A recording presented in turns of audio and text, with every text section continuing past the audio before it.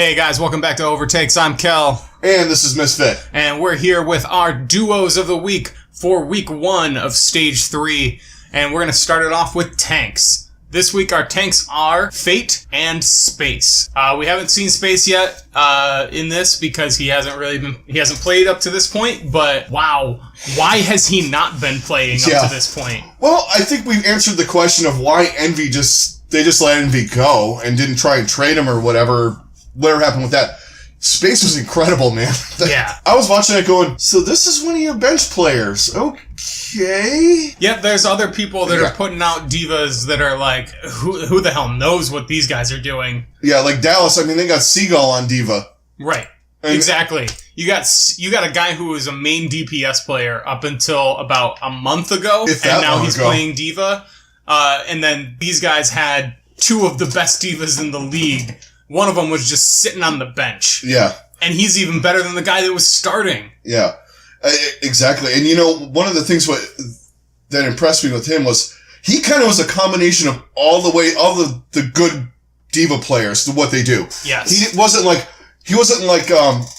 Meko, where he's like that whole team is out to just destroy you. But Meko, he peels a little bit, but he knows he's got the Jonak and protecting Arc. So they're kind of taking care of each other. So he just goes for blood. Yeah. Or you have someone like Poco that plays a little bit aggressive, but he's more on the defensive side where he's protecting Boombox and Neptuno and he's peeling a lot. This guy combined it all. He's literally doing all of that and doing it at such an elite level. I mean, if you go to Winston's lab, check out the stats and look at his rating. Average rating for most of these guys, like a really good rating is like 1100 to 1200. He was at 1750 something. Ridiculous. That is mind-blowing. I don't think that there's not been very many performances that have been at that level in this entire season. And he comes in off the bench, hasn't played a single match yet,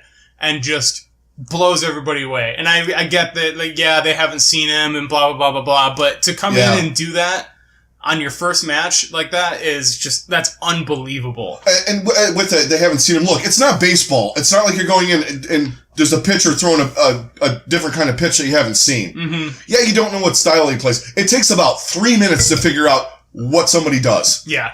I mean, if you think about it realistically. Right. I mean, if you look, there's only so many different ways to play Diva.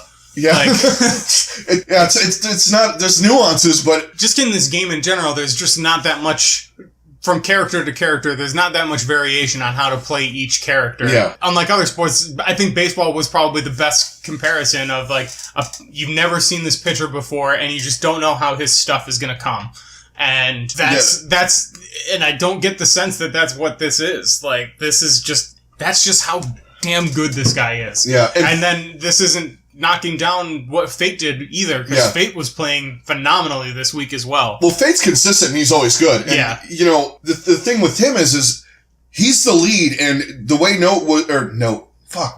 I'm never going to get this guy's name right. I'm calling him Note, I call him Super. The way Space followed him in and protected him, I think that just elevated Fate's level of play too. Yeah. Because Envy was always I'm going in with you, but let's wreck shit together kind of thing. Right. And they were always together doing their thing, whereas Space is just I'm doing whatever the team needs, not just whatever you need. But then that has actually made Fate even better, which is just incredible.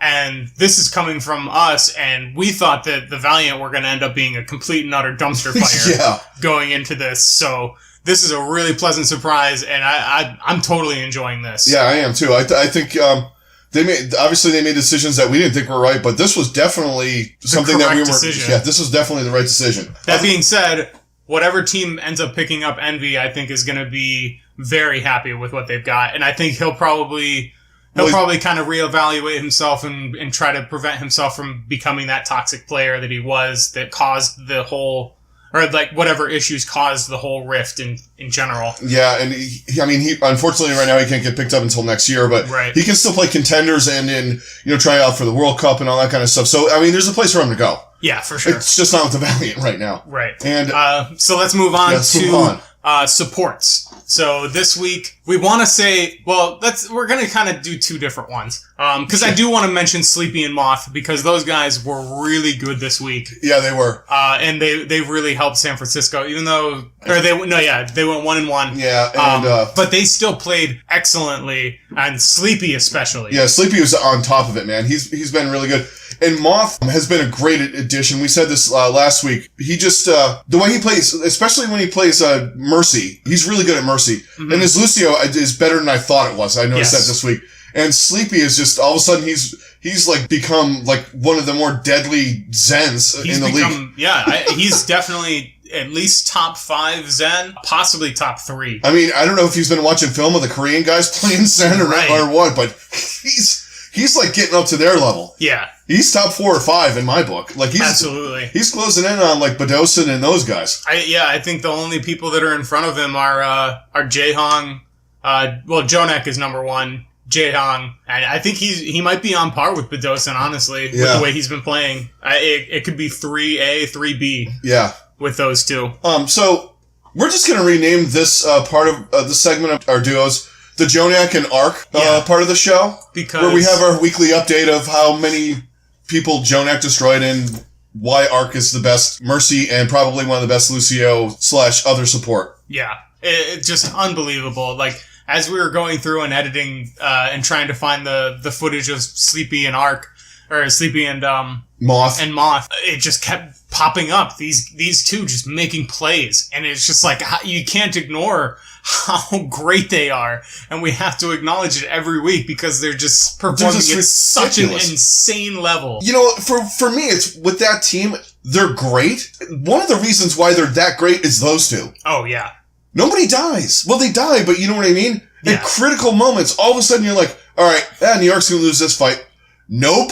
No, they're not. Jonak killed 2 people, and then Arc resurrected 1, and all of a sudden they got 4 people on the point again. It's just unbelievable. Those two are just ridiculous. These two do not give a shit about your meta. Yeah. This whole team doesn't give a shit about your meta.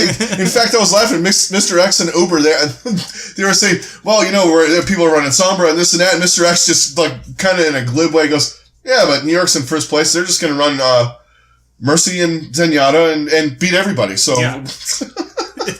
It's true. It's absolutely ridiculous. Fucking true. It's so true. It's so bizarre just how consistently great these guys are. Like, it's just not even good. Like, their worst performance is great. And then above that, they've just been absolutely elite. There's nobody better than these two. Even in their entire league. No, even in their minimal losses, they're not bad. Mm-hmm. Like, you know, sometimes we'll say like things with Jonak, well, he kind of just threw that ult. I think he throws ults sometimes, because I was watching the Florida match. He just throws ults sometimes to heal himself and shit, because he's gonna get one in fucking 45 seconds anyway, so it doesn't really matter. Right. The only team it didn't work against was London. Yeah. In the championship, in the first stage. And I think that they've corrected those mistakes now. So watch out for this team. With those two, they're just that good. Yeah. Good luck. Yeah. No Have kidding. fun, buddy. So let's move on to DPS for the week. Okay, we pretty much agreed on everything. There's other things that we're going to get into, or that we got into earlier in the week. We'll talk, if you watch the videos for our Wednesday, Thursday preview, we got into some stuff. But here's our DPS. We have Snillo and Carpe. Snillo should just get it for his first entrance. Fucking marching band, Rocky style. Yeah. Yes. And man, these two guys. Carpe is the most underrated DPS player in the league. Period. I mean, we talk about him once in a while. Everyone talks about Sabiobi and Fleta and Prophet and Birdring. This dude, man, every week, every fucking week. Unreal. It just never ceases to amaze me how freaking good this dude is. His stats, and he actually pulled out heroes. Just think he's a Widow Tracer. He played McCree a lot this week. He played Sombra at a really high level. And then with Snillo, who is a great Tracer player, I mean... Yeah, he does, and that just opens up how many other people that Carpe can play. Yeah. And with EQO being suspended, I think we're really seeing the full extent of what the fusion can do, and then also why they really don't play much Shadowburn anymore. Yeah. Because Snillo is incredible, so you want to play him as much as you can, and then... Are you going to sit Carpe? You're definitely not sitting Carpe. You'll deal with not having a really good Genji player if you're getting performances like that out of those two. He can play Widowmaker on any fucking map, that dude. Yeah, and he make Seriously. it work at just an incredible level. Yeah, and his McCree was better than I thought it was. I don't remember him playing too much of it in the last stage or in stage 1, but damn, is he good. He's like a hit scan god that nobody talks about. Everyone just thinks Tracer, Widow, but his other, I think the more he gets to play with Snillo, we're going to see more of his hero pool come out, and we're going to see how really, really good this guy is. Yeah. Like, he's going to be on that Fleta profit level of flexibility and being able to play all these different characters at such an incredible level. Yeah. And like I said, with Snillo, he's a better Tracer player than I think people gave him credit for before he came in. Yeah. He's making guys, like, even EQO is not necessary. Even though he's on suspension. Like, it seems like they're going to be playing, to me, what I would do is play EQO and or Shadowburn when you need a Genji or a Pharah. And that's about it. Yeah, that's really it. Run it like London does with, Birdring and Prophet. There's nothing wrong with that. I mean... And honestly, I would really like to see Carpe... I would like to see if he can play either one of those characters, because I bet he could. Oh, yeah. And he'd probably do it really, really well. I'm sure he could. Yeah, its projectile's a little bit different, but when you got that... His aim and his reflexes are so dumb on fucking Widowmaker. You don't even see the person move... Yeah. And they're dead. I just don't... Oh, man. He's just unbelievable. It's unreal. And I love watching these guys. Yeah. And Philly's becoming one of my favorite teams to watch right now because watching these two, it's just such a pleasure. Yeah. And they're kind of a fun team, too. They are. Their tanks are good. And these guys, even when EQO and Shadowburn are in there, those guys are fun to watch, too. Right. But these two, I think this is their future, in my opinion. Yeah. Carpe, Snillo... You're going to see that a lot more. Yeah, I think we go basically to the reverse of what we saw in the last stage, where we saw EQO and Carpe playing a lot. We're going to see a lot of Carpe and Snillo with a little dabbling here and there of EQO. And I feel like once EQO comes back, I feel like we end up seeing very little Shadowburn. Which is horrible, but, Shadowburn's a good player. I don't know if he's on EQO's level right now. Right, and that's more a testament of how good their DPS is compared to what else they can do. Like, it's not anything against Shadowburn. That's just a testament to how good the other two guys are. Yeah. All right, so honorable mentions. Yeah, I'm gonna hit the first one. So we saw a bunch of new players come in this week, and I'd like to honorable mention my guy Saya Playa. Yeah, his Widowmaker. Hi, got a new Widowmaker in town, huh? My God, that was incredible. All right, so we just went off on Carpe and how great he was. So when they played on 66 on the first point where everybody plays Widowmaker, there was one point where Saya Player had 13 eliminations and 7 of them were Carpe. So ridiculous. He's another one with that stupid flick aim crap, man. But he was great. Yeah, he played some Tracer too. The Tracer was okay, but I just wanted to focus on the Widow. Yeah. His Widowmaker was sick. Yeah, it was disgusting. And as good as Tavik has been, none of these guys have anything on Saya Player. No, and when the other DPS are going, yeah, wait till you see this guy on Widowmaker. Right. It's kind of we're team guys. We'll gladly sit down and watch him just click heads for, a couple of minutes. Right. Because that was insane. Yeah, it was ridiculous. And that's a huge pickup for you guys. Yeah, big time. I like it a lot so far because you can run, depending on what map you have, you can run Save Player on the Widow instead of, because they were doing that rotating thing with Tavik could do it or Logix could do it. Mm-hmm. And then, depending on what map. So you're on 66, you run Logix on Tracer. You're on a different map where you need the Tavik's bag of heroes, where he can run Tracer or he can run Pharah or he can run Soldier or whatever he can do. It opens up a lot. Yeah, it really does. So yeah, Saya Player did really, really well this week.